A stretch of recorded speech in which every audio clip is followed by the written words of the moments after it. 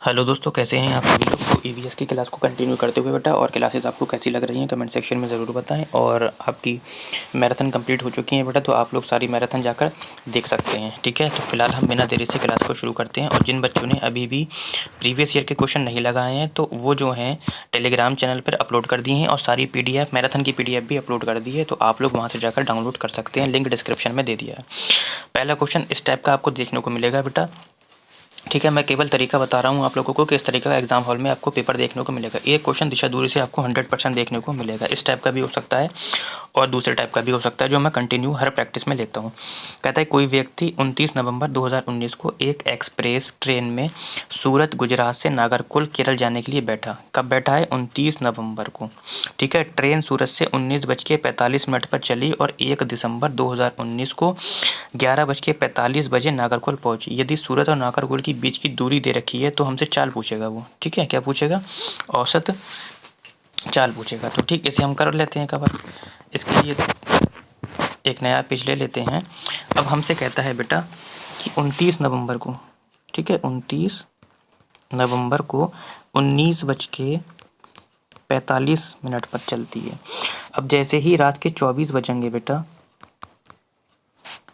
तो वैसे ही कितनी तारीख हो जाएगी आपकी? 30 तारीख हो जाएगी। ठीक है, 30 नवंबर हो जाएगी।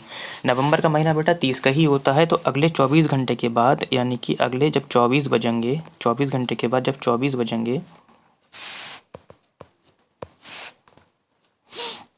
तो कितनी तारीख हो जाएगी बेटा? 1 तारीख हो जाएगी। और उस 1 तारीख की सुबह में कितने बजे पहुँचते हैं?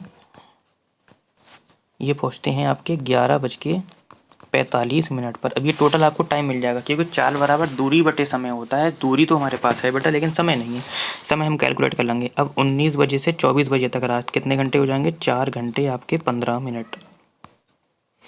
24 घंटे से पूरे 24 घंटे के बाद आपके क्या हो जाएगा?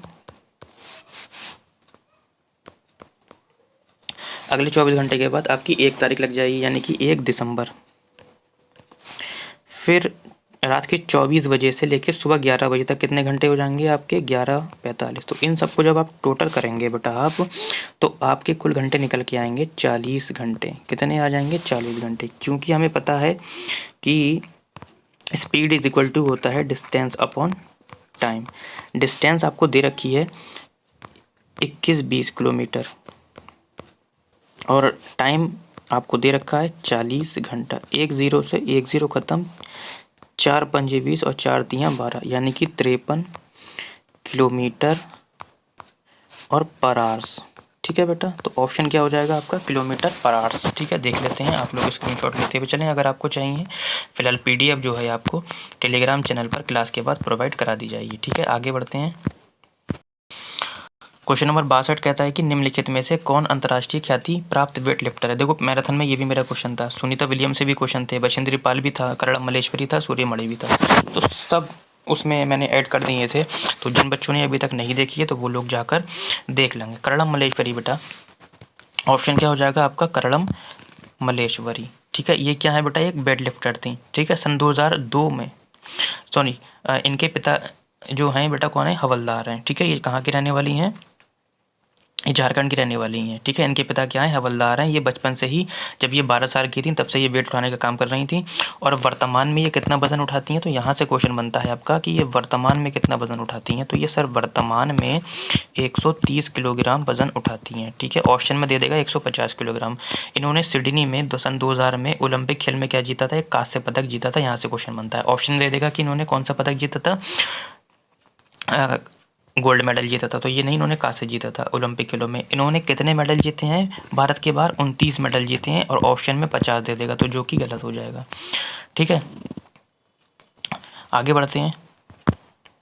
थोड़ा सूर्यमणि के बारे में जान लेते हैं। सूर्यमणि कौन थी? सूर्यमणि बेटा झारखंड की एक महिला थी, जो एकमात्र महिला थी जिन्होंने क्या किया था बेटा? BA किया था। इनके यहाँ कौन सी खेती होती है? टिन की खेती होती है। ठीक है, बछेंद्री पाल चढ़ने वाली पहली महिला थी। ठीक है, बाकी मैंने इसको उसमें ले लिया है मैराथन में, तो आप लोग वहाँ से देख सकते हैं। 63 कहता है कि नीचे दिया गया कौन सा एक समूह जड़ों का है। तो जड़ों को पहचानने के लिए मेरे पास एक तने की ट्रिक है, तो उससे हम क्या है, इसमें से तना काट देंगे। तो तने की ट्रिक क्या होती है?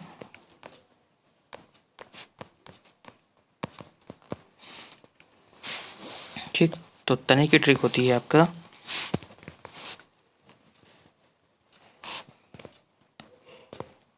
हद कर दी आपने। ठीक है, हद कर दी आपने। तो हा से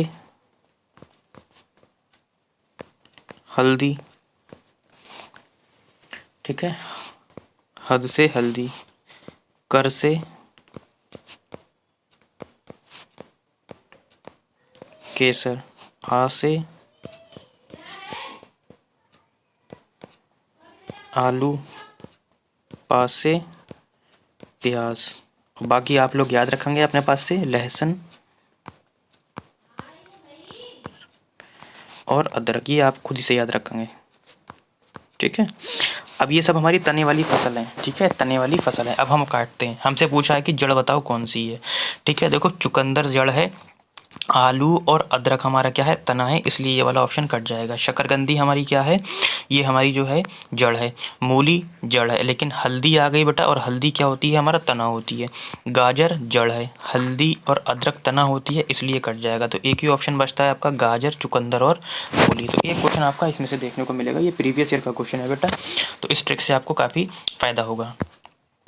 क्वेश्चन नंबर 64 कहता है कि रेगिस्तानी ओंक एक पेड़ है जो पाया जाता है। इसके बारे में भी मैंने उसमें कराया था, अबू धाबी में, ऑस्ट्रेलिया में, राजस्थान के रेगिस्तानों में, संयुक्त राज्य अमीरात रेगिस्तानों में। तो रेगिस्तानी ओंक एक क्या है बेटा, एक पेड़ है जो ऑस्ट्रेलिया में क्या है, पाया जाता है। ठीक है, इसका वैज्ञानिक नाम क्या है, एला कासूरीना डिक्सिना है। ठीक है, तो वैज्ञानिक नाम अगर पूछे इसका, पूछता तो नहीं है फिलहाल,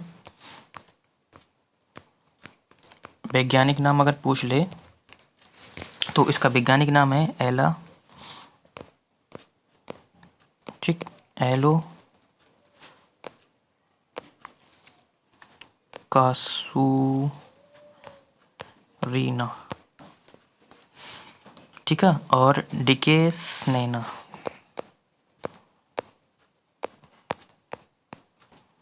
तो थोड़ा अजीब सा नाम है।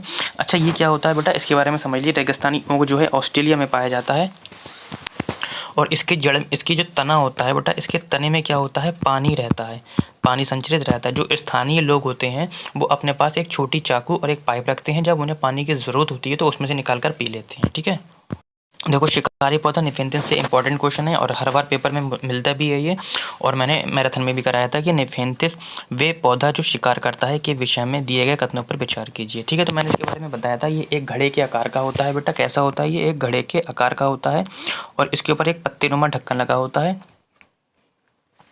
ठीक है, और इसमें से एक विशेष प्रकार की क्या निकलती है, गंध निकलती है। तो विशेष प्रकार की गंध निकलती है, छोटे मोटे कीड़े होते हैं वो इसमें आके बैठ जाते हैं, और ये ढक्कन को क्या कर लेता है, बंद कर लेता है। ठीक है, और ये कहाँ पाया जाता है, जहाँ पर नाइट्रोजन की क्या होती है बेटा, कमी होती है। जहाँ नाइट्रोजन की कमी होती है, क्या होती है बेटा, कमी,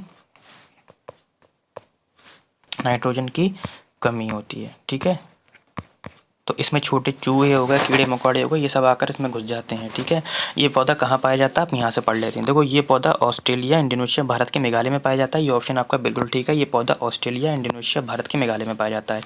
इसका आकार एक घड़े जैसा होता है बिल्कुल, इसका मुँह एक पत्ती से ढका होता है। ये वाला भी ऑप्शन आपका ठीक है। कहता है कि ये केवल छोटे कीड़े मकोड़ों को फंसाकर उनका शिकार करता है। देखो केवल से भी आपका ऑप्शन कट जाएगा, और केवल छोटे छोटे कीड़े मकोड़े को नहीं फंसाता है ये, और भी बहुत सी चीज़ों को फंसाता है। ठीक है, जैसे चूहे हो गए आपके, छोटे छोटे मेंढक हो गए, इन सबको। कहता है ये छोटे छोटे कीड़े मकोड़े को खींचने के लिए मोहक आवाज़ नहीं बेटा, आवाज़ नहीं निकालता है, एक विशेष प्रकार की क्या निकालता है, विशेष प्रकार की एक गंध निकालता है। ठीक है, गंध। तो आपके दो ऑप्शन कट गए, सी और डी। तो सी इसमें है, डी इसमें है, सी इसमें है, तो ऑप्शन क्या होगा आपका, ए और बी हो जाएगा। ठीक है, एक क्वेश्चन पूछता है कि भारत की आज़ादी से पहले महात्मा गांधी ने जिस दांडी के समुद्र तट पर अपनी प्रसिद्ध यात्रा की थी वे भारत के किस राज्य में स्थित है। तो वो किस में है बेटा, आपका राजस्थान, गुजरात में क्या है, स्थित है। ठीक है, ये कब, किस वर्ष की घटना है, 1930 की। ठीक है, इसके ज़्यादा, ठीक है, इससे ज़्यादा उसमें कुछ नहीं पूछा जाता, इसलिए ज़्यादा नहीं समझाया। उच्च ज्वर, तेज बुखार के साथ कंपकपी, जिसका उपचार सिनकोना की पेड़ की छाल से किया जाता है। मियादी बुखार, चिकनगुनिया, मलेरिया या डेंगू। तो आपका ऑप्शन हो जाएगा आपका मलेरिया। ठीक है, अच्छा हाँ, यहाँ से कुछ क्वेश्चन बनते हैं। सिनकोना की छाल से बेटा इसका किया जाता है, भी मलेरिया होता है। ये प्लाज्मोडियम ये किसके द्वारा होता है बेटा, ये जो किसके कारण होता है, इसका कारण क्या होता है, तो कारण जो होता है एक मलेरिया का परजीवी होता है। क्या होता है, परजीवी। उसका नाम क्या होता है बेटा, उसका नाम होता है प्लाज्मोडियम।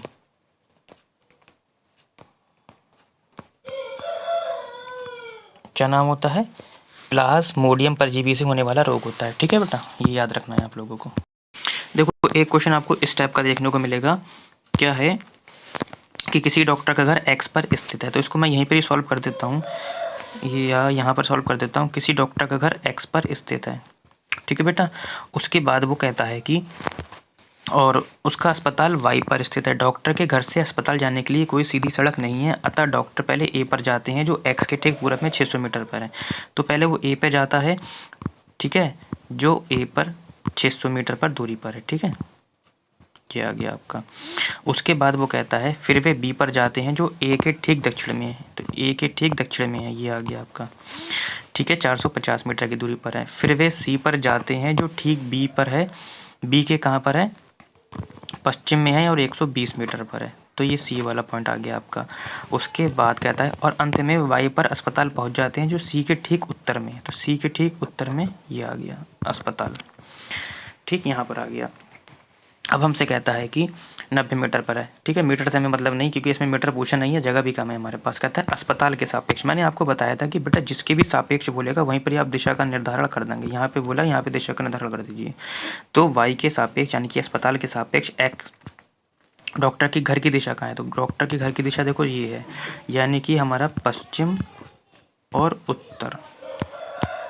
तो पश्चिम उत्तर देख लीजिए आप लोग, ऑप्शन कहाँ पर है, पश्चिम और उत्तर या पश्चिम। ठीक है। कहता है चिराव नाच कहाँ के लोग करते हैं, तो मिजोरम के लोग करते हैं। ठीक है। कहता है तमिलनाडु के निकटवर्ती राज्य कौन से हैं, तो इसको करने के लिए मैं मैप लेकर आया हूँ आपके लिए।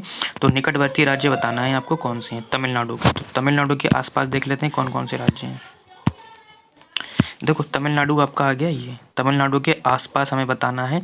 देखो एक तो आंध्र प्रदेश है, ठीक, एक क्या है कर्नाटक है जुड़ा हुआ, और एक क्या है हमारा केरल है। तो यही लोग जुड़े हुए हैं। तो मैप आपका अच्छे से तैयार होना चाहिए, बिना मैप से आप क्वेश्चन को हल नहीं कर पाएंगे। ठीक है, मैप अच्छे से तैयार होना चाहिए। ऑप्शन नंबर हो जाएगा डी। आज के लिए बेटा इतना।